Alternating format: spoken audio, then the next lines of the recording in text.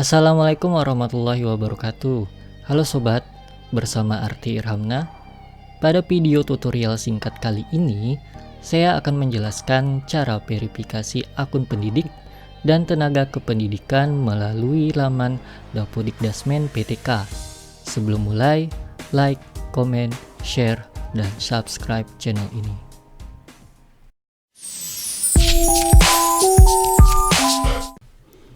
Sebelum kita verifikasi, perlu saya ingatkan untuk mengakses website Dapodik pada jam-jam tertentu, misal pada pagi hari. Maklum saja, ketika akses website ramai, maka kita akan sulit untuk mengakses dan melakukan verifikasi. Baik, langkah pertama ialah membuka website dari dapo.dikdasmen.kemdikbud.go.id. Lalu Bapak Ibu memilih menu atau link verifikasi akun PTK.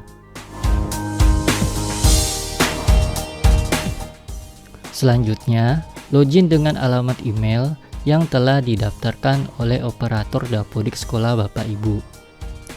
Jika muncul menu berwarna biru seperti di video, maka pilih saja salah satu, baik yang pertama atau kedua.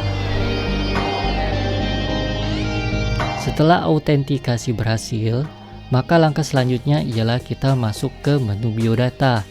Pastikan itu adalah akun Bapak Ibu. Lalu, di menu sebelah kiri, pilih akun.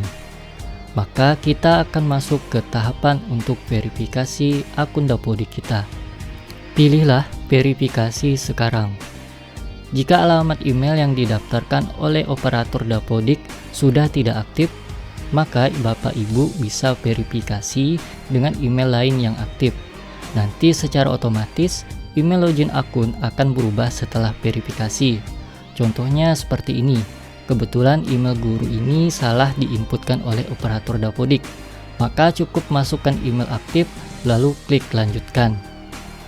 Tahap berikutnya adalah membuka kotak pesan email untuk melihat pesan masuk dari Dapodik berupa kode verifikasi akun Dapodik. Kode ini terdiri dari 4 digit angka.